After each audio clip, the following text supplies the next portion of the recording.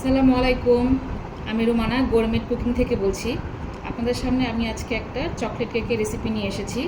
এই কেকটা আমি আমার ছেলের জন্য তৈরি করেছিলাম। তো এই যে দেখেন কত সুন্দর, আর বাসায় তৈরি করে দিলে বাচ্চারা খুব পছন্দ করে।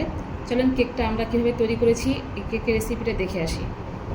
এখানে আমি 5টা ডিমের জন্য 1 কাপ ময়দা নিয়ে নিচ্ছি। এখানে আমি 3 টেবিল চামচ কোকো পাউডার নিব। আপনারা এখানে ভালো ব্র্যান্ডের কোকো পাউডারটা ইউজ করার চেষ্টা করবেন, কারণ কেকের ফ্লেভার এবং টেস্টটা সব নির্ভর করে কোকো পাউডারের উপরে। এখানে 1 চামচ গুঁড়ো দুধ দিয়ে দিচ্ছি আমি। এটা স্কিপ করতে পারেন যার যার পছন্দ অনুযায়ী, কিন্তু আমি টেস্টের জন্য ব্যবহার করি। এখানে 1 চামচ বেকিং পাউডার, 1/2 চামচ বেকিং সোডা। এখানে খুব ভালো করে এটাকে চেলে নিতে হবে।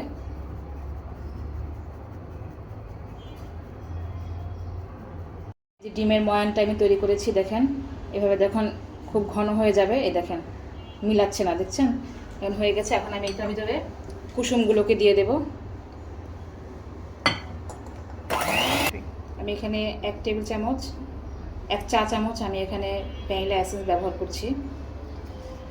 একদম সামান্য পরিমাণে আমি এখানে একটু লবণ ব্যবহার করছি। এখানে আমি 4 চামচ তেল ব্যবহার করছি। তেল দেওয়ার পরে 30 সেকেন্ডের বেশি আপনারা বিট করবেন না, কারণ এই ফোমি ভাবটা এটা নষ্ট হয়ে যাবে। আমি শুকনো উপকরণগুলোকে এখন অল্প অল্প পরিমাণে দেব, আর আস্তে আস্তে করে মিক্স করব, কারণ এটাকে খুব আলতো হাতে মিক্স করতে হবে। প্রতি চামচ যতবার আপনি শুকনো উপকরণ মিলাবেন ততবার আপনি এখানে লিকুইড দুধ ব্যবহার করবেন, 1 চামচ করে।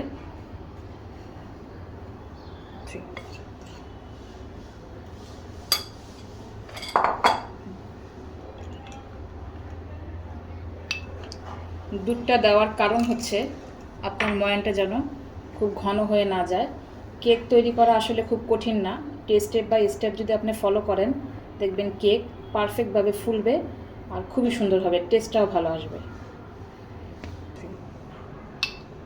আমি 1 চামচ গুঁড়ো 1 চামচ লিকুইড দুধ একটু বেশি দিব।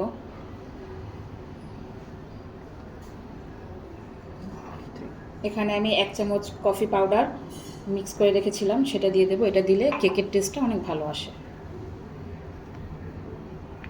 আমার মিক্সচারটা পুরো রেডি হয়ে গেছে। আর এখানে আমি একটা 10 ইঞ্চি মোল্ড নিয়ে নিয়েছি, একটু বড় মোল্ড নিয়েছি। আমার কেকটা আমি ফ্ল্যাটভাবে করতে চাচ্ছি। এটাকে আমি তেল ব্রাশ করে একটা পেপার লাগিয়ে নিয়েছি। এখন একটু উঁচু থেকে আপনারা সবসময় ময়ানটা ঢালার চেষ্টা করবেন।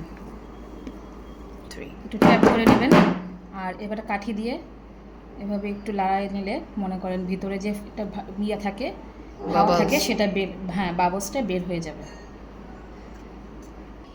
আমি ওভেনটাকে প্রিহিট করার জন্য রেখে দিয়েছিলাম 170 ডিগ্রিতে। আপনারা এইখানে 40 মিনিট আমি এটাকে বেক করব, আর বড় কেক একটু সময় লাগবে।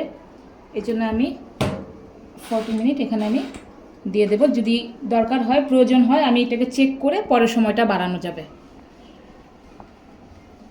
আমি 100 গ্রাম ডার্ক চকলেট আর কিছুটা হুইপ ক্রিম নিয়ে এটাকে আমি এখন চকলেট গানাশ করব। আমি এটাকে এখন মাইক্রোওয়েভে গুলিয়ে নিচ্ছি। আমার গানাশটা রেডি।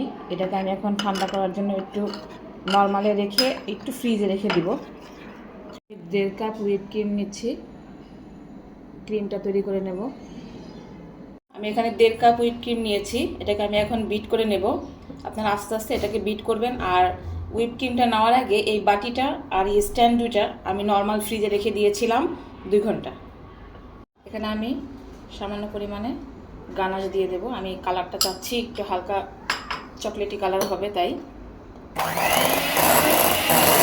আমার ক্রিমটা রেডি, একদম দেখেন পুরো রেডি হয়ে গেছে, সেট হয়ে গেছে। আপনি উল্টালে ওইটা পড়বে না।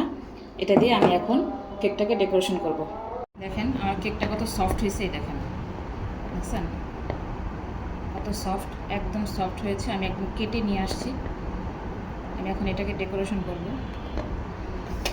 আমি একটা কেক বসায় নিলাম। এখানে আমি সুগার সিরাপ দেবো। সুগার সিরাপ আমি কোনো রেসিপিটা দিই নাই।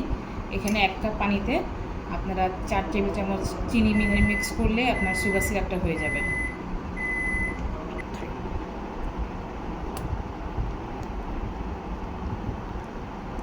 আমি এটার উপর থেকে গানাশ দিয়ে দিচ্ছি।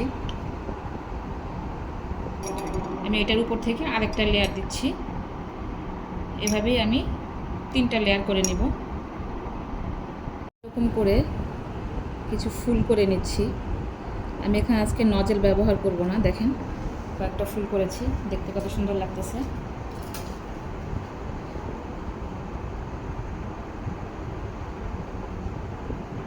আপনারা এভাবে বড় বড় সাইজের করতে পারেন, ছোটো ছোটো সাইজের করতে পারেন, দেখতে অনেক সুন্দর লাগবে। 4-5টা আমি এভাবে ফুল করে নেব। এই যে আমার কেকটা রেডি। এই কেকটা আমি আমার ছেলের জন্য তৈরি করেছিলাম।